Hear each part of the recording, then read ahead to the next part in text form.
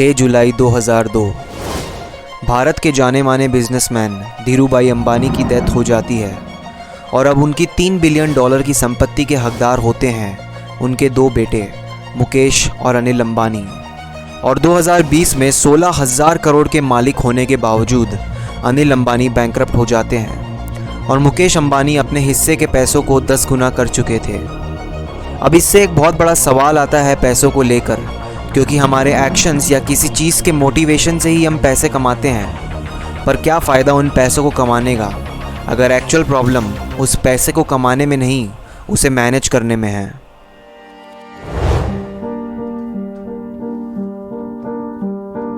Indians are taking more loans and they're saving less. Are you using your credit card more than before? Is it the upcoming festive season or just you ensuring you get all you need or want? Well, turns out you're not alone. The data suggests that there is a shift from largely savings population to people who are spending dangerously beyond capability to pay back. Of course, ये सारे आंकड़े India के हैं, पर एक बार खुद ये सोचकर देखो आपके पैसे के साथ क्या रिलेशन है। क्या पैसा आपकी लाइफ में आता है और तुरंत चला जाता है? क्या पैसे ने कभी आपको एक ऐसी सिचुएशन में डाला है कि आप कोई लोन के चक्कर में फंस गए हो या फिर कोई फाइनेंस गुरु का कोर्स खरीदने के लिए मजबूर हो गए हो? आज हम पैसे कमाने की बात नहीं करने वाले हैं, क्योंकि मैं इसकी बात ऑलरेडी अपने इस वाले वीडियो में कर चुका हूँ। आज बात करेंगे उस पैसे को मैनेज करने की, क्योंकि क्या फ़र्क पड़ता है कि आप 6 फिगर्स कमाते हो अगर साल के एंड में आपके पास कुछ नहीं बचता है। आज जानेंगे कि वो डिस्कनेक्ट कहाँ है, वो प्रॉब्लम कहाँ है, और एक कॉन्सेप्ट के बारे में सीखेंगे जिसकी बात पर्सनल फाइनेंस में तो बहुत की जाती है, पर वो हमारे एजुकेशन सिस्टम का पार्ट ही नहीं है।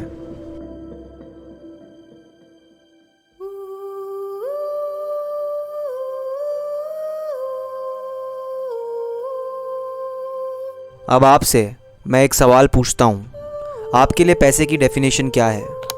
जब आप अमेज़ॉन या फ्लिपकार्ट से कुछ खरीदते हो या फिर आपको कोई बिजनेस या जॉब से पैसे मिलते हैं, तो एक्चुअल में वो पैसे कहाँ से आते हैं और क्यों दिए जा रहे हैं? अगर मैं डेफिनेशन पर आऊँ तो पैसा एक मीडियम ऑफ एक्सचेंज है, एक ऐसी चीज़ जो कोई दूसरी चीज़ खरीदने या 2 लोगों के बीच में कोई ट्रांजैक्शन करने के लिए मदद करता है। पर इस डेफिनेशन से ज़्यादा कुछ पता नहीं चलता है। इससे बेटर तरीका पैसों को सोचने का है इस इक्वेशन से, मनी इक्वल टू वैल्यू। आप किसी चीज़ के लिए पैसे इसीलिए दे रहे हो क्योंकि आपको लगता है कि उसकी इतनी वैल्यू है। अब ऑफ कोर्स आप अकेले ये डिसाइड नहीं करते हो कि उस चीज़ की ये वैल्यू है, but market as a whole ये डिसाइड करता है। अब इस पॉइंट पर फोकस करना, मनी इक्वल टू वैल्यू, ये इतना इंपॉर्टेंट क्यों है? क्योंकि अक्सर हम पैसों को ज़्यादा सिग्निफिकेंस देते हैं। हम किसी आदमी को देखते हैं जिसके पास बहुत ज़्यादा पैसा है और सोचने लगते हैं कि ये तो बहुत लकी है, इसने इतने पैसे कमाने के लिए ज़रूर किसी ना किसी को धोखा दिया होगा। पर हम ये बिल्कुल भी नहीं सोचते हैं कि उस पैसे कमाने के लिए एक्चुअल में क्या मॉरल वैल्यू ऐड की गई थी। तो ठीक है, मनी इक्वल टू वैल्यू मान लिया, पर इससे उस आदमी की सिचुएशन कैसे चेंज होगी जो कट टू कट अपने एक्सपेंसेस चला रहा है, क्रेडिट कार्ड के डेट में फंसा हुआ है या फिर कोई लोन के चक्कर में है? अब इस चीज़ का जवाब देने के लिए मैं आपसे एक और सवाल पूछना चाहता हूँ, आपका पैसे के साथ क्या रिलेशन है?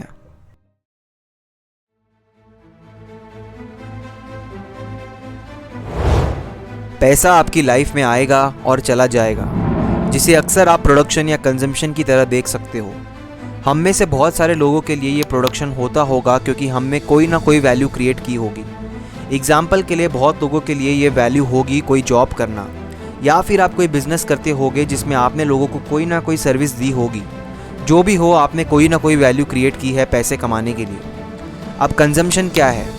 कंजम्पशन है कोई होम लोन, कार लोन या कोई नेटफ्लिक्स सब्सक्रिप्शन। अब एक बार ध्यान से सोचो वो स्टैटिस्टिक्स के बारे में जो मैंने वीडियो के स्टार्ट में बताई थी।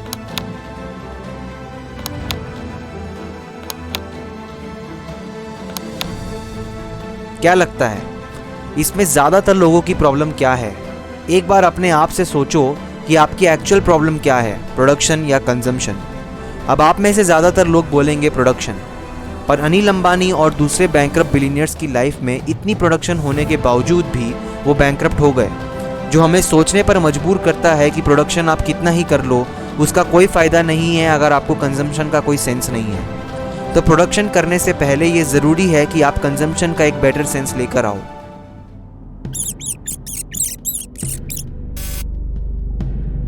रैट रेस, एक पॉइंटलेस कभी ना ख़त्म होने वाली रेस। बहुत बार इस रैट रेस को एक 9 to 5 जॉब से कंपेयर किया जाता है, एक तरीका इन फाइनेंस गुरु के कोर्सेज बेचने का। पर क्या ये डेफिनेशन सही है? बिल्कुल भी नहीं, क्योंकि हो सकता है किसी जॉब करने वाले इंसान को अपनी जॉब पसंद है और वो खुश है अपनी इनकम से। पता है असली रैट रेस क्या है? असली रैट रेस है उस फाइनेंशियल एज पर रहना, सिर्फ एक बड़ी बीमारी या एक्सीडेंट जितना दूर होना बैंक्रप्सी से, और कॉन्स्टेंटली ये फीलिंग होना कि जॉब चली गई तो क्या करूँगा। ऐसी सिचुएशन में होना जहाँ पैसे आपकी लाइफ में आता है और तुरंत चला जाता है, और ये ज़्यादा मुश्किल होने लगता है जैसे जैसे आपकी लाइफ में रिस्पॉन्सिबिलिटीज़ बढ़ती रहती है। और फाइनली ये जॉब अब कोई ऑप्शन नहीं है, ये एक नेसेसिटी हो गई है आपकी लाइफ या फिर आपकी लाइफस्टाइल को फंड करने के लिए, या फिर आपके डेट भरने के लिए। और फाइनली मैं ये बोल सकता हूँ, the things you own ends up owning you. पर ये सब ऐसा ही रहे ज़रूरी नहीं है, इसे चेंज किया जा सकता है। और इसका सबसे पहला स्टेप है आपका पैसों को लेकर रिलेशन और नेचर को समझना। मंथली एक्सपेंसेस को ट्रैक करना कि घर का रेंट कितना लग रहा है, आप खाने में कितना खर्चा कर रहे हो, एंटरटेनमेंट और ट्रांसपोर्टेशन में कितना खर्चा लग रहा है। बेसिकली अपने आप को एज अ कंज्यूमर समझना। पर यह पार्ट टफ हो सकता है क्योंकि बहुत सारे लोग ये देखना ही नहीं चाहते हैं कि वो महीने में कितना खर्च कर रहे हैं। बिहेवियरल फाइनेंस में इसे अक्सर ऑस्ट्रिच इफेक्ट का भी नाम दिया जाता है, जहां हम कोई भी नेगेटिव फाइनेंशियल इन्फॉर्मेशन को इग्नोर करते हैं। पर एक बार आपने अपने दिमाग पर कंट्रोल कर लिया और इस ऑस्ट्रिच इफेक्ट से बाहर आ जाते हो, अब टाइम आ गया है उस बजटिंग का। बेसिकली हर ज़रूरत को एक फ़ंड अलोकेट करने का। एग्जाम्पल के लिए इससे ऊपर एंटरटेनमेंट में खर्चा नहीं होना चाहिए, अभी गाड़ी लेने की ज़रूरत नहीं है। और फाइनली अपने एक्सपेंसेस को ऑप्टिमाइज़ करना और अपने 3 से 6 महीने के एक्सपेंसेस का एक इमरजेंसी फंड बनाना। अब आप में से ज़्यादातर लोग बोलेंगे कि इसमें नया क्या है? बिल्कुल कुछ नया नहीं है। फिर भी एक रिपोर्ट के हिसाब से 75% लोग कोई बजट नहीं बना पाते हैं। और टाइम पर यह पता चला है कि बजटिंग इतनी पावरफुल है कि इसने काफ़ी लोगों को इस रैट रेस से बाहर निकाला है।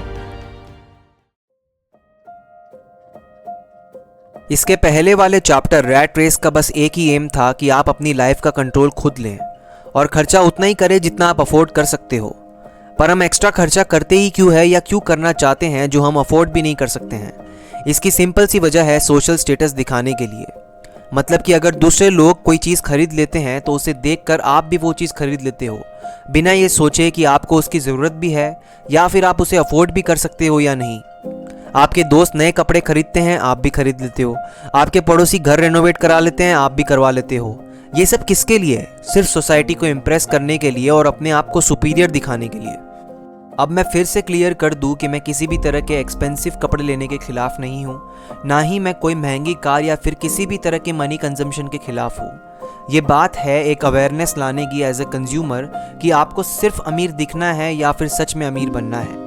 रैट रेस 9 to 5 जॉब है ही नहीं। रैट रेस हमेशा उस फाइनेंशियल एज में रहना है जो सिर्फ एक हेल्थ एक्सीडेंट या फिर एक जॉब लॉस का वेट कर रहा है आपको पूरी तरह से बर्बाद करने के लिए। पैसे बनाने के बारे में सबको बात करना अच्छा लगता है, पर क्या फ़ायदा अगर एज ए कंज्यूमर आप उसे पूरी तरह से खो दें? यह है एक्चुअल रैट रेस। अब जब कंजम्पशन की बात कर ही ली है तो अब बात करते हैं प्रोडक्शन की।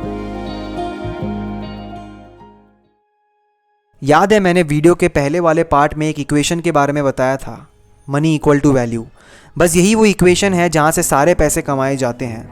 आप जितनी ज़्यादा वैल्यू लोगों की लाइफ में क्रिएट करते हो और जितने ज़्यादा लोगों के लिए करते हो, उसी के प्रोपोर्शनल आपको पैसा मिलता है। मेरी video the psychology to earn money में मैंने एग्जैक्टली डिस्कस किया है कि आप कैसे एक प्रॉब्लम ढूंढ सकते हो और उसका सोल्यूशन निकाल कर फाइनली उस सोल्यूशन को कैसे मास स्केल तक लेकर जा सकते हो।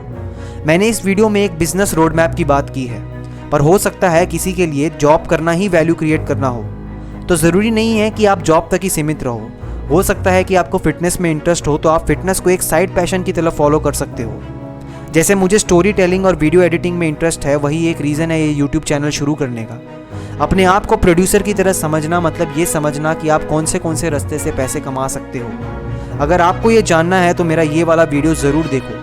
बाकी आज के लिए इतना ही। ये वीडियो पसंद आए तो लाइक करें और चैनल को सब्सक्राइब करें।